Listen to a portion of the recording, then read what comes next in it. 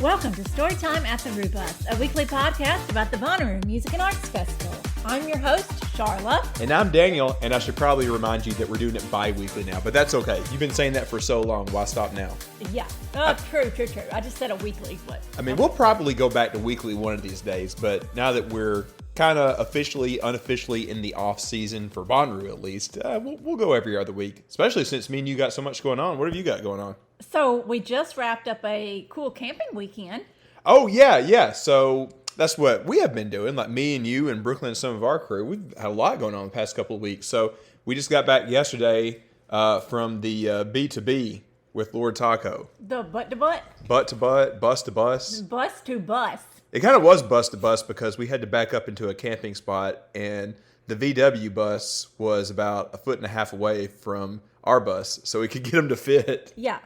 So it was a tight set. So it was me, you, Brooklyn, JB, and Lord Taco. Russ, Taco. I call him each interchangingly. Russ with the bus. Like if I'm trolling him, I go with Taco. Oh, no, he has a new name now. What's that? Tox.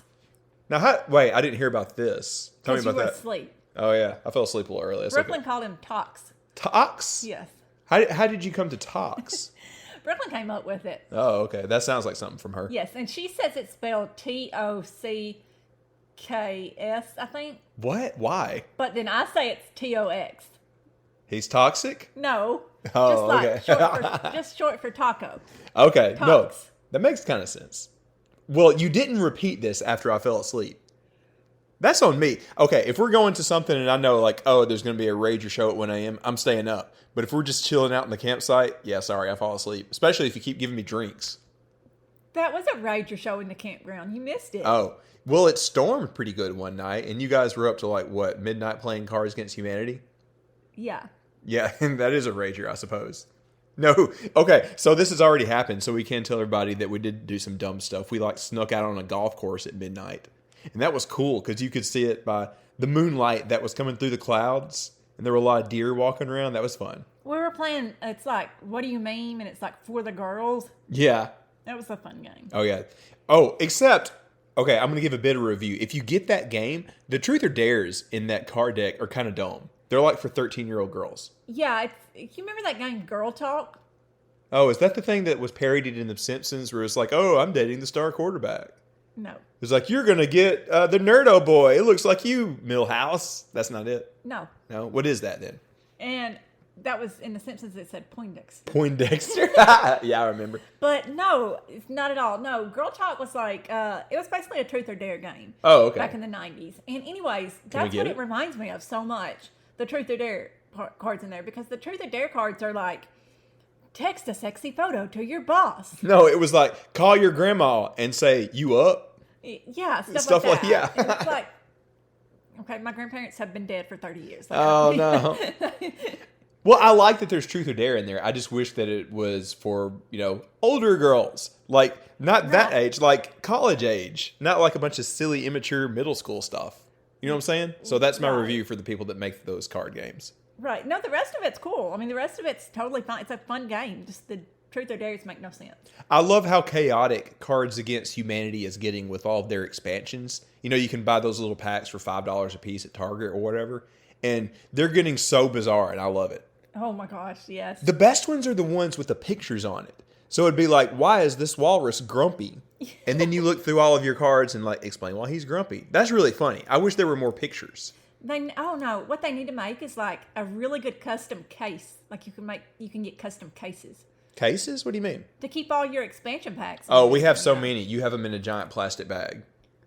No, I don't. Well, that's where they were in the bus when I was cleaning up today. Not a plastic bag, but like a tote. A tote? Yeah. I know what you're saying. Yeah. We almost bought Brooklyn an expansion that was inside of a jar of mayonnaise. I forgot about that, yeah. And then we were like, nah, that's dumb. And then I went to Target with her, and she's like, oh my God, that's amazing. But then she opened it in the Target, and it was pretty disgusting. You actually do get the cards out of the mayonnaise. I don't know what they're on over at Cards Against Humanity, but I love it. But anyway, shout out to Taco for a fun weekend over at Joe Wheeler State Park, just outside of Rogersville, Alabama. That's a cool little state park if you're out that way. That's a great place to take an RV or even put up a tent. It got hit by a tornado a couple of years ago, so like 2/3 of it is kind of bare. A lot of the trees are regrowing. But if you book ahead of time, you can go inside these giant pine trees like we did. You get a lot of shade during the day. That was nice. Everybody over there was super cool and everything. 10 out of 10. Would go back. Oh, definitely, for sure. It's one of my favorite state parks in Alabama. Oh, we also got to give a shout out to that pizza place. What was the name of it? Okay. Mama Shelby's Pizza. Yeah. In Rogersville, Alabama. That is the best pizza I've ever had. That was so good. It was amazing. It's like one of the, well, I don't want to call it a hole in the wall because it's in one of those like, little small town strip mall kind of deals.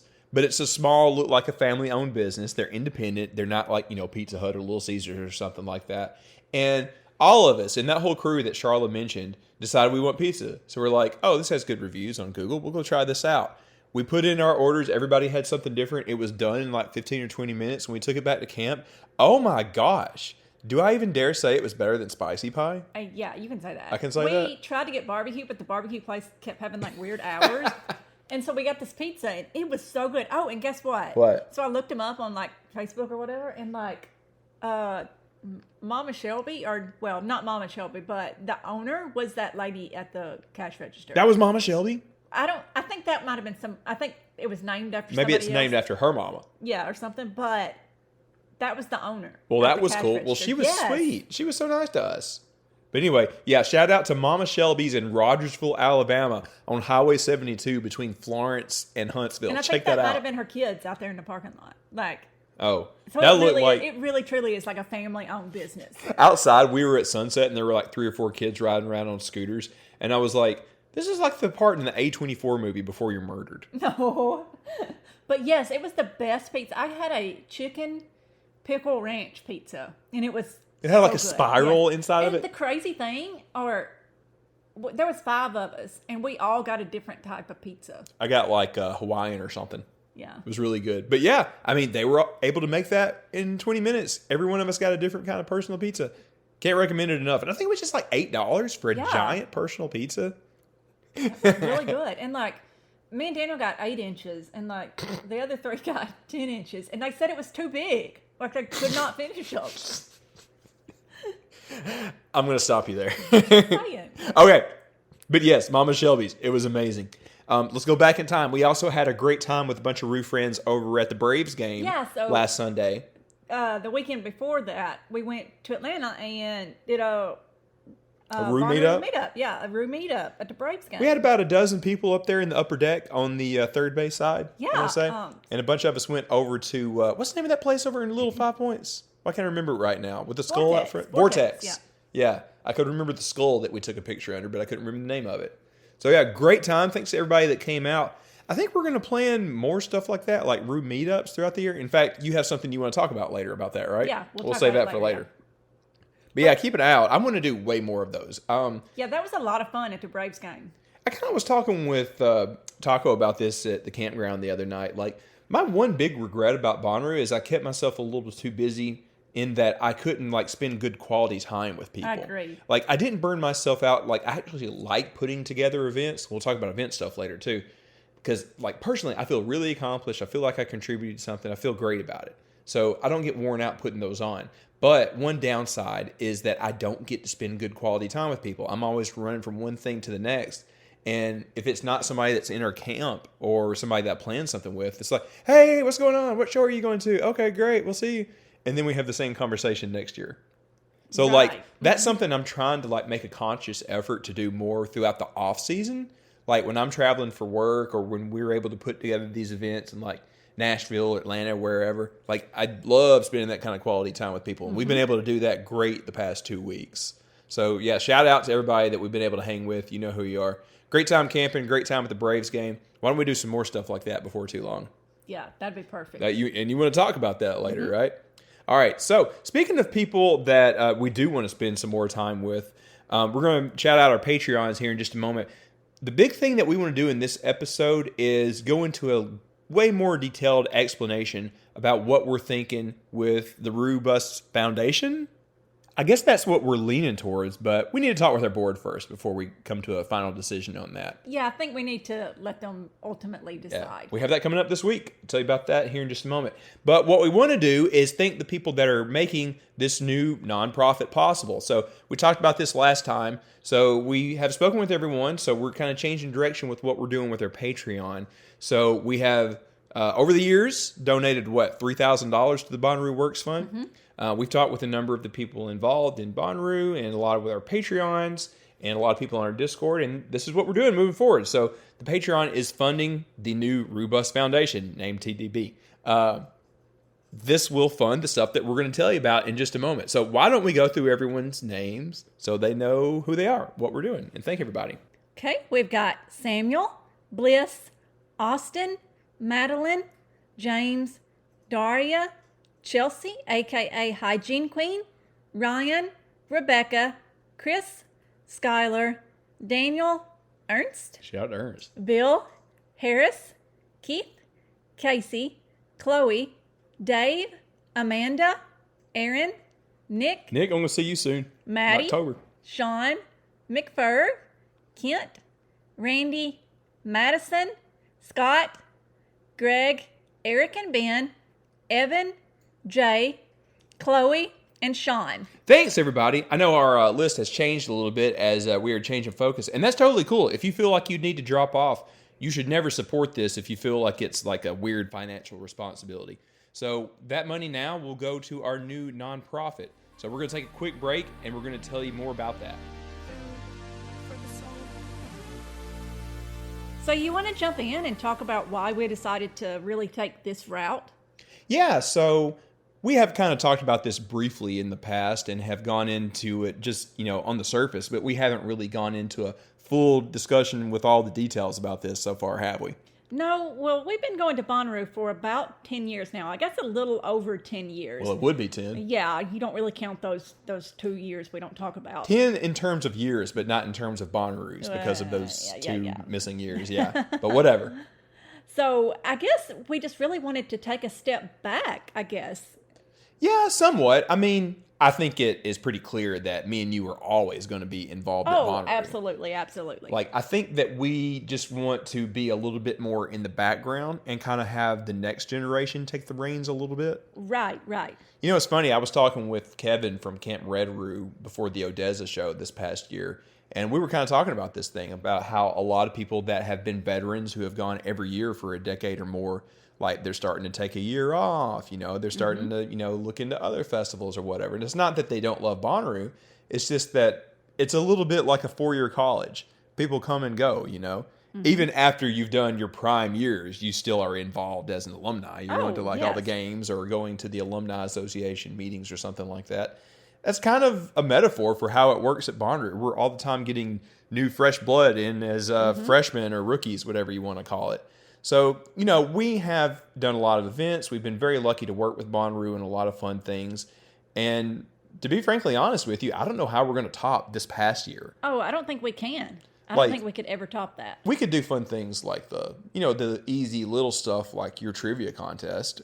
But, I hosted one of my favorite bands at Where in the Woods. I don't know where I go from there. Andrew would be stepping in and saying, well, you can get Tame Impala's sound system. And sure, I wouldn't turn that down if that were to happen, but I am not necessarily seeking it out. I will connect somebody else with that. Like, hey, please have them play. I'll show up. I'll get a crowd. But anyways, I think I am not going to top the Cherub Show. I don't intend to. What I intend to do instead is what we talk about, is hand this off to the next generation. I think there are a number of things that we want to do that will kind of ensure that we pass the baton along without it getting dropped, Yes. We're not joking. We've talked about this before. We have the greatest community in the world. But those of you that are identifying a little bit with, wanting to pass it on to the next generation, it's our role and our responsibility to make sure that happens, right? Right, exactly. So let's talk about this a little. Just give some personal examples. I'm going to pick on him a little bit because we just camped with him over the weekend.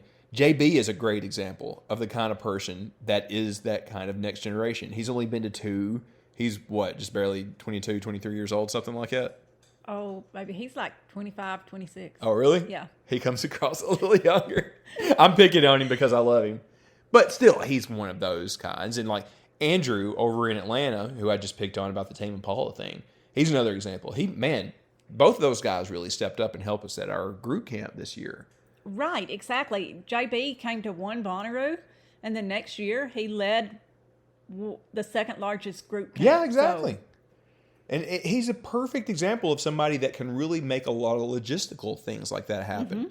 Andrew included. And there's a ton of other people. We're just picking on two people that we're close with right now. Another example I'll give you from 4 or 5 years ago. Like Brooklyn was kind of like my Wook apprentice for a year or two there. You know, she had never been to hardly even a concert when she went to her first Bonnaroo. Now she's making things happen and she knows half the crowd out there, you know. Maybe one day she'll take on an apprentice. It's kind of like in Star Wars. You always have to take one on. But anyways, that's just to give you an idea of the kind of people that we're talking about that we want to pass these things on to. So we have 3 big things that are kind of going to be the pillars of our Roo Bus Foundation, or whatever the name will be. We've talked about this lightly in the past, but we wanted to go into a little bit more details. So do you want to talk about the first one? Sure. So we're going to blatantly rip off an existing organization, and we're going to have kind of like a big brothers, big sisters kind of situation. So just like we talked about how like Brooklyn was, you know, kind of like my Wook apprentice, or maybe even how JB is kind of yours these days. We want to develop those kind of relationships where you take somebody on as kind of like a festival sibling, right? Can you think of any other examples like where you've seen that firsthand, where you had somebody like kind of shadowing somebody almost? Oh, in college. In college? Oh, well.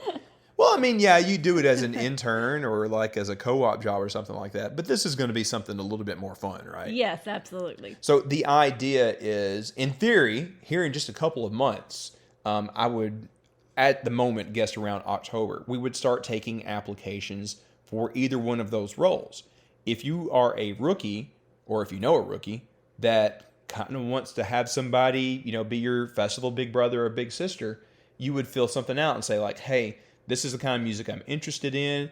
I'm probably going to Bonnaroo next year. I might need help with these number of things. Maybe it's camping. Maybe it's like the logistical stuff. Maybe it's traffic, different things. Maybe it's even things that we're not even thinking about right now. We could have in a fill in the blank. And we would have the big siblings fill in their own applications. And then us and maybe our board, maybe some other people on our Discord would help match people with us, you know, festival siblings that we feel that they would be compatible with. Right. So like we want it to be somebody that like, hey, you're going to be friends, but it's also going to be like a mentor situation. And maybe not even exclusively at Bonnaroo. If it works out, like, hey, you can be their mentor in life in the rest of the year as well. Now, I should clarify, because you do keep using the term big brothers, big sisters. Yeah. And this, because it has came up and been asked, these are all adults. This is not a minor situation. Oh gosh, I didn't even think of it that way. And I only say that because it has been asked several times. Yeah, I mean, this is going to be the same age groups that you see at Bonnaroo already. Right. And you all know this. You see the 19, 20, 21-year-olds that are out there partying that look a little flabbergasted and lost. And then you see like the grizzled veterans, like, sorry, Charlotte, like us, who know what they're doing and like make a beeline for whatever they want to do. So we want to match people up, right? So, you know, we can pass on traditions. We can help one another out. I mean, there's a lot of different things that matching people up in that way will bring about, right? Right. Mm-hmm. So I feel like most of that is pretty self-explanatory. Yes. Yeah, so we expect that we will probably start taking applications for that here in a couple of months. We're going to get a couple of calls in with our board. Talk more about that here in just a moment. So do you want to talk about our second thing, which is scholarships? Yeah, this is something that I'm pretty confident that we're going to be able to start next year in 2024 as well. So, of course, everybody understands the concept of a scholarship, right? Yeah, I think it's pretty self-explanatory. Yeah. But it's not just for like college tuition or something like that. Mm-mm. This is going to be basically a festival scholarship. So what we intend to do with this is award it to people that have kind of two things happening for them. So one, I would like it to go to young people who are underprivileged, right? Mm-hmm. Maybe you could help me talk about this a little bit. So you and I are both from like very rural North Alabama, and we see a lot of young people that are underprivileged.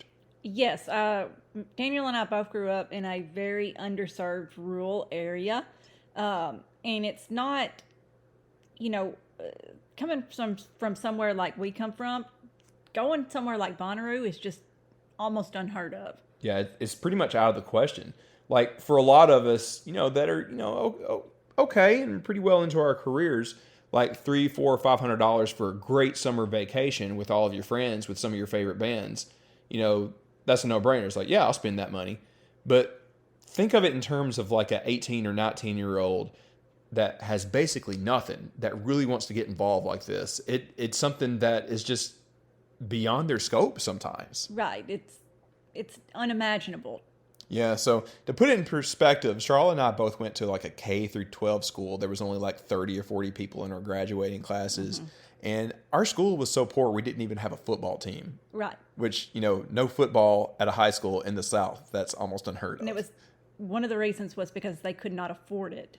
Yeah. So we didn't imagine that. We didn't have a dance class. We didn't have basically anything. Right. I mean, sometimes just as much as taking a simple vacation is just unimaginable to a lot of people. Going to college is unimaginable to a lot of people. Opportunities outside is, unimaginable. So doing something like going to a music festival, brings out a whole new world, and seeing people outside of your rural area, brings out a whole new world, to people.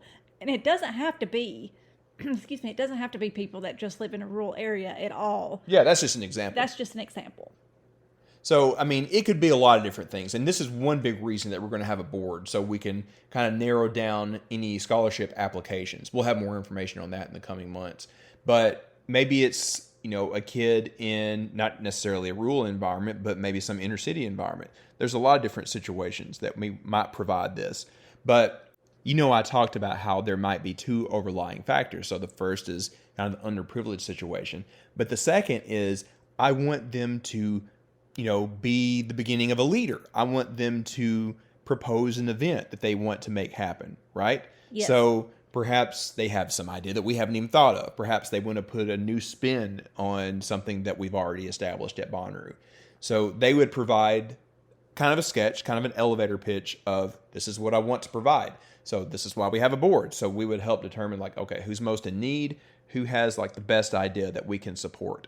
And we will be able to provide a Bonnaroo ticket for them, and hopefully we'll have some spending money that they will be able to use for, a new tent, a canopy, camping supplies, food, but also maybe a little spending money for whatever event that they want to put together if it requires something that we don't all already collectively have, right? Yes. I don't think it's going to take that much money to make that happen. I expect that we'll be able to provide 2 of those next year in 2024. I think we should start taking applications for that this fall, and then we would be able to reward it, I want to say, fairly early next year, so they would have time to prep and plan. Our goal right now is to award 2 scholarships. Yeah.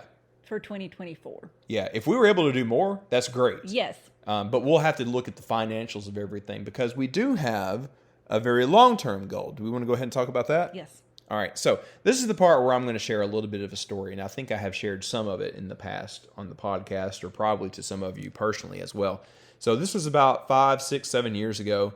I was working at a marketing place before I started working at NASA, and we had a client that did a lot of work in Haiti. It was a very different kind of organization. It wasn't a church group that was going down there to build something and then leave.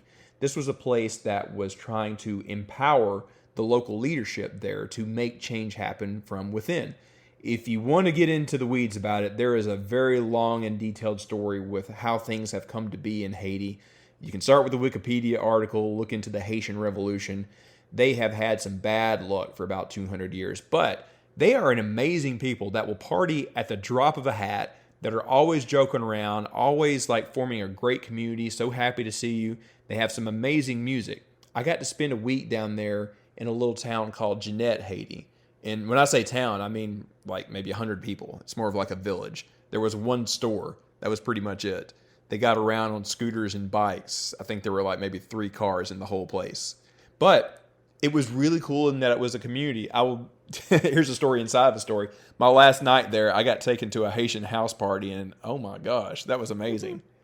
My new buddy that I met, like, took me into the woods out there, and I'm like, man, where are we going? Like, he spoke pretty good English, so we got along really well. He's like, yeah, just come with me. We're going to my cousin's house. And, like, we're going through the woods in Haiti, and I start hearing, like, thum, thum, thum, like the bass beating. And I come in there, and they've got, like, lasers and got, like, a huge Bluetooth system set up. They hand me a drink. That is one of the most surreal moments of my life. Like a party in the middle of the Haitian rainforest. Didn't you say you walked about a mile into the jungle? Yeah, basically it was. But it was awesome, and that really left a mark on me.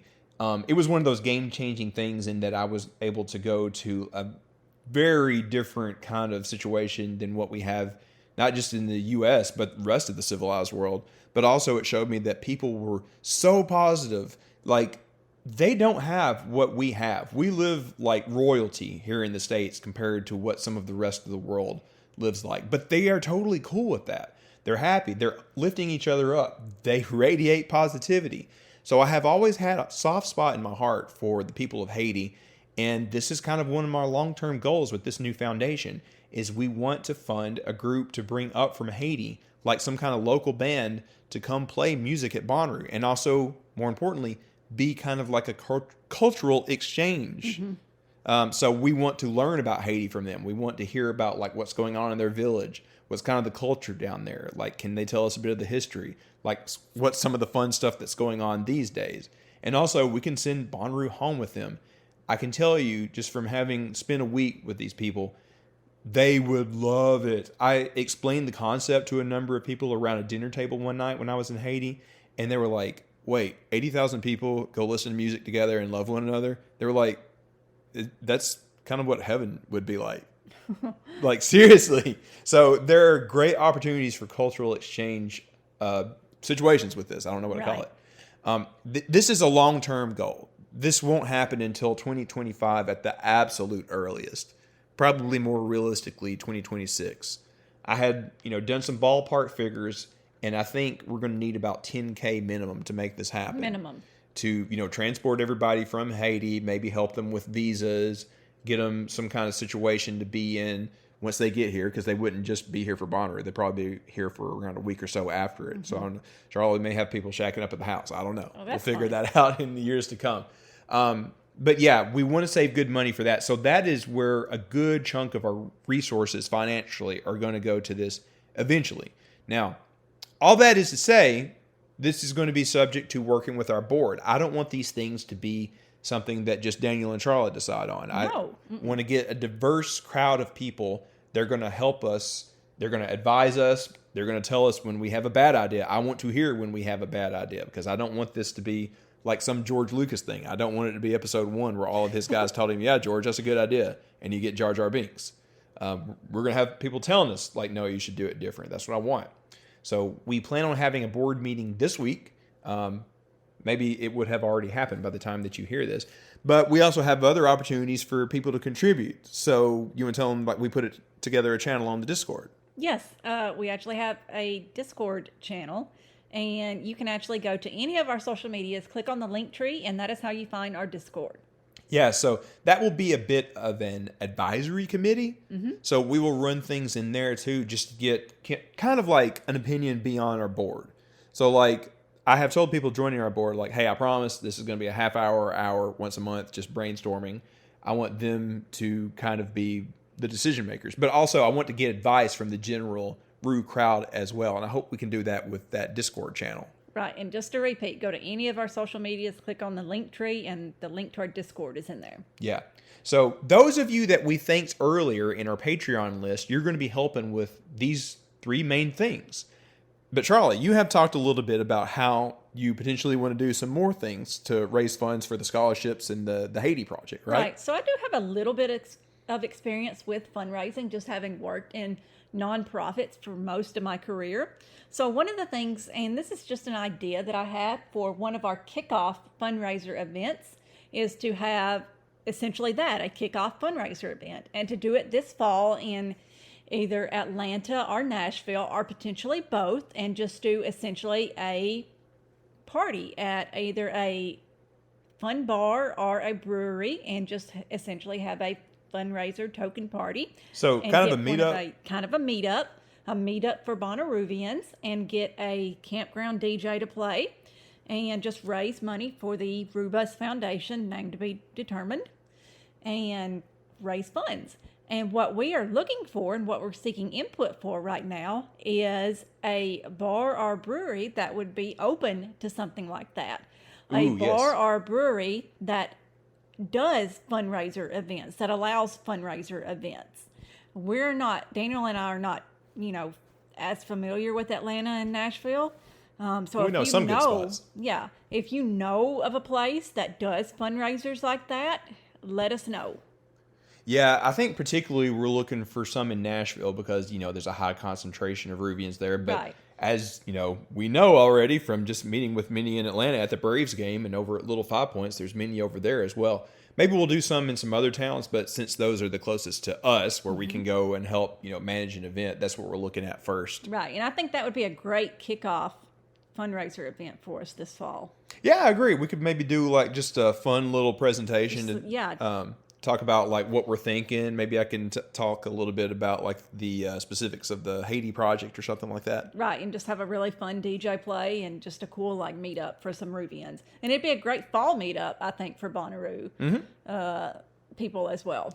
We need to do more of these kind of things. Like, I hate that there is an off season. There is, and there isn't really. But for us to have general meetups for Ruvians, like that's something that we need to do more to keep the community going throughout the year in person, not just on Reddit, Discord, Twitter, whatever it may be. I agree. So the ask here is we're looking for people in those two towns, in Nashville or Atlanta, that may have the hookup for us to host an event. What day or time are you thinking for these? Really the earlier the better, but really, October maybe. Yeah. Well, are you thinking like on a weeknight or a weekend? Truly, the weekend would be better, but I do know that most bars and breweries do already have weekend events, so weeknight would work. I mean, yeah, if it was at but 7 o'clock, again, yeah. A lot of people are doing things on the weeknight, so really, I think because we are a little late in the game, we're going to have to take what we can get, honestly. Well, again, this is why we're going to have an advisory channel on Discord so people can help us with these kind of things. We don't have all the answers. So that's why we need your help. Yeah. So again, if you do know a cool bar or a cool brewery that does fundraiser events, let us know. That's the ask that I'm really looking for. How should they get in touch with you about that? Let us know on the Discord or message us on social media. Yeah, Be all right. real Roo Bus. And message Sharla about that. I'm just going to be honest because I'm going to be traveling for work a lot. And just in general, I've been pretty busy. So, Sharla, you said that you want to tackle the fundraiser event thing, right? Yes. So it's cool for everybody to get in touch with you about that? Absolutely. All right. Good deal. And again, drop in on our Discord. I do pop in on that pretty frequently. So if you got a good idea for one of these things, go there and look for hashtag non-profit, I think it is. And you can talk with us about that. And you can find that on Twitter, X, whatever it's called this week. All the different socials. Charles got a link there. One last thing I did want to mention to you about this whole foundation / nonprofit, whatever it is. We're going to try to be as transparent as possible about this. So stuff that we're thinking, that's why we have, just listed everything. Stuff that will change as we talk to our board or advisory committee. We'll tell you on the podcast. We'll post it on Discord and tell you okay, we're going to need to pivot a little bit because this wasn't such a good idea. How money is being spent, we're going to be very transparent about that. So anything that you send our way in the Patreon right now is going to sit in that PayPal account that we have set up for it, and it will not be touched until I talk with my buddy Brad, who is an accountant. Some of you have met him. He's really funny. He's going to set me up in terms of getting this legalized and making sure that we have crossed all our T's and dotted all our I's because he has worked with a nonprofit before he founded one. So I'm going to be able to steal a lot of his ideas to get this rolling and everything. So once I have details from Brad, once I have details from our new board, once you see the discussion on our Discord, when something is decided, when something is being decided, we will be as transparent as possible. We'll tell you, the broad strokes on the podcast, but check that Discord. We will probably have more in-depth discussion on that as things really get rolling and moving forward, right? Yes. Mm-hmm. All right. I think that has it for the foundation. Can you think of anything else that we need to mention for now? Not for the foundation. No, I think we've covered it. All right, cool. Do you want to talk about a weekly pick? I had one in mind, but it might be yours as well. No, I have a separate one. Oh, you have a separate one. Do you want to go first? You go first. I go Mine's first. No, yours is great. Well, I know it's something you might have picked anyways. I would have picked it anyways, yeah. All right, guys, you have got to go get caught up on Star Trek Strange New Worlds. I have mentioned in the past that Star Trek The Next Generation is my favorite show of all time. And I'm not even a Trekkie. Like, I'm definitely more of a Star Wars person. I'm definitely more of like a Tolkien and Middle-earth person. I'm a Trekkie. Yeah.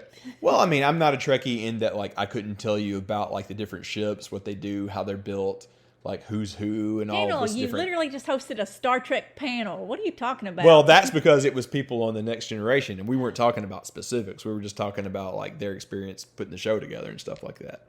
I don't know all the technical jargon. I'll put it that way.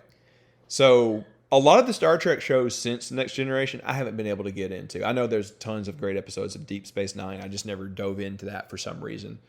Jace is ready to kill me right now hearing this. Anyways, the newer ones, Discovery, it's cool. I love that we have some hometown pride in that Sonequa Martin Green is like captain of a ship in that. She's from Russellville, our hometown. Picard was great in season 3. The other two, not so much. But, oh my gosh, Strange New Worlds is maybe my favorite Star Trek show. It is so good. Oh my gosh. Like, it's amazing. It is a great fit. So do you guys remember about a year and a half ago I told you, oh, you've got to watch this Apple show, Ted Lasso, because it fits so well with all of what we're doing at Bonner. It's so positive. Strange New Worlds is that also. It's so easy for like sci-fi to be a little cynical. It is none of that. It's about positivity. It's about family. It's about curiosity. And I love that the show will just throw stuff against the wall to see what sticks. The last episode was a musical episode.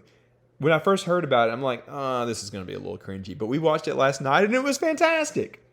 And they had a crossover with the cartoon, Lower Decks. I like that one a lot, too. That one was really good. Yeah. It was really good in that you don't have to watch the cartoon to like really be caught up with that particular episode either, I wouldn't say. No. You don't think so? Yeah. So it worked really well. I've never watched the cartoon. Yeah. So yeah, it's on Paramount. Go watch it. They are just about done with season 2. And oh my gosh, I'm bummed that it's a new show, because if it was like a 90s show that I was just getting into, I'd be like, oh great, I have 6 seasons of this. But now that season 2 is almost over, I'm like, oh man, I've got to wait a year for season 3. This sucks. You know, I didn't even watch season 1. I just started watching like midway through season 2, and I love it. We can go back then. Yeah. But yes, so many great ideas, so like much positivity in it. I don't know what else to tell you. Just go check it out, watch it. Even if you're not a Trek fan, I guarantee that if you go to Bonner, you're going to pick up on a lot of things in this show that you will find familiar. You don't have to be a Trek fan at all to watch this show. It's so good. All right. So what's your weekly pick? This is going to be a surprise to me. She hasn't wrote it down.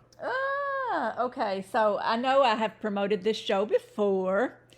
So it's back on TV again. And it's They brought Friday Night Lights back? I was going to say, have you heard of this show called Friday Night Lights? No. So it's back on TV again, and it's third and final season. If you have not watched this show, you are missing out, because this is probably one of my favorite shows of all time, Reservation Dogs. Oh, yeah. So apparently you single-handedly got Barry in on this, and he loves it. It is such a good show, but let me tell you, this season, the music... Oh, holy crap, yeah. Holy smokes. Okay, so they dropped the first 2 episodes the same night, and the music in the first couple of episodes of season 3 just, holy smokes, like, just was mind-blowing. Like, incredible soundtrack. And this is just unbelievably one of the best shows I have ever seen. Like, it is in my top 5? It's in my top 10 for sure. Okay. I don't know about top 5, but it's on up there. So can I bring it full circle a little bit? Sure. So the kids in Reservation Dogs, I know they're fictional characters, but I also know that they are heavily based on like real stories out there in, Native American reservations out in Oklahoma. Right. Right in East Oklahoma. Those are exactly the kind of people that, in theory, I would love for a festival scholarship to go to. Bingo. So that show is about kids in a very rural, underprivileged area. Extremely underprivileged. They're trying to get the heck out. Bingo. Yeah. Anyway, I just wanted to tee you up with that because I knew that was a pretty good connection. Because they're trying to leave and go to, well, Yeah. I don't want to spoil it. Yeah, but don't spoil it for anybody that hasn't watched any of it yet. But it's just, yeah, I think that's kind of where our heart is. And I didn't even think about that connection because I didn't know you were going to recommend this. it's just such an incredible show. Yeah, well, Charlotte also likes the music because they put in a Zach Bryan needle drop in there. Well, that's not a spoiler. Like a song in something is not necessarily a spoiler. It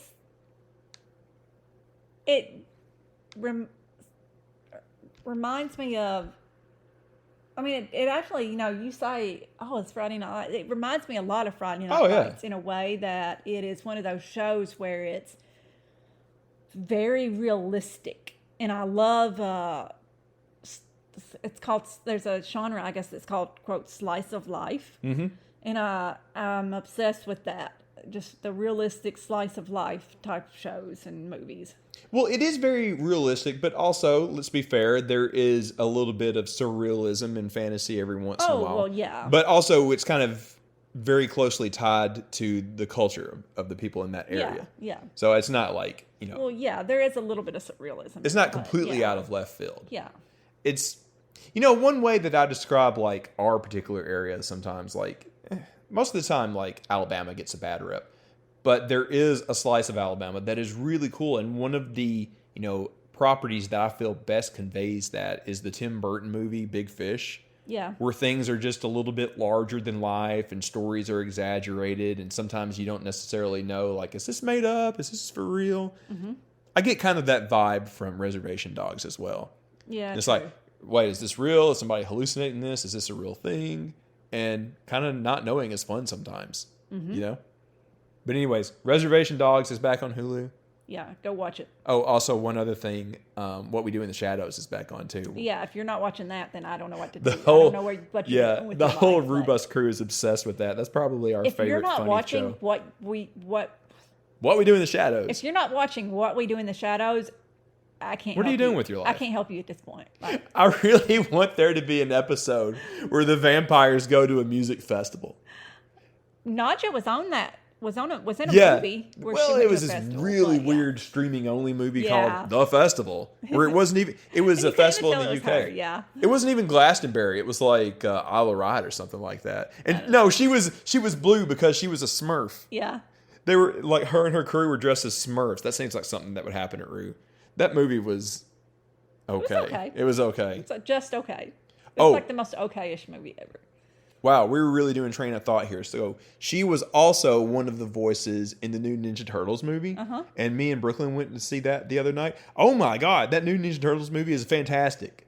If you're on the fence about going to see that, go check it out. Like, it is the best one since the first one in 1991. It is so good. Seth Rogen and all his buddies like produced it, kind of like did some of the voices, wrote it. He did such a good job. You could tell he like has a love for that property. Yeah. And it's weird saying like, oh, you need to have reverence for the Ninja Turtles. But it does. It's so fun. There was a group of guys that were all about the same age, like about 14, 15, 16, sitting in front of us at that movie. And they were like eating it up. They loved it. That's awesome. Speaking of passing things on to the next generation, I was like, oh, this is awesome. But anyways. All right. Any other pick, Sharla? We ran into a lot of them just now. No, that was my pick. That was your pick? All right. Yeah. So just to review everything. Strange New Worlds, loving that. Charlotte's loving Reservation Dogs. We're loving What We Do in the Shadows. And also the new Ninja Turtles movie was great. We had a lot of things this week. Mm-hmm. All right. We went through a lot about the Roo Bus Foundation, named TBD. TBD? TBD. To be determined. To be determined. We'll let you know about that soon. Like I said, we do want to be as transparent as possible. So as things develop, we will let you know on the podcast. But check out that Discord channel. That's going to probably be the best place. If you got any ideas, if you got any feedback, if you think anything that we're doing is a bad idea and you got a better way of doing it, let us know. Yeah, let us know. Jump on that Discord, jump in that channel, and come talk with us. We'll have more to share in the next coming weeks. So you got anything else, Daniel? Yeah. Yeah, just to remind everybody that we're doing this bi-weekly for now. I would expect that come January, February, once things really get into gear and the lineup comes out, we will go back into weekly again. But we're happy to talk with you bi-weekly, and partially, honestly, just because we're just so darn busy. That's another thing, too. But more to come. We will have some information on meetups. Get up with Sharla about that. So get up with you on social media if somebody has some connections to one of those places that can host your event. Yeah, just send us a message on the Discord or on social media. It's fine. Awesome. Well, that is it for this week. We'll see you guys again the week after next. Get out there and radiate positivity. Bye.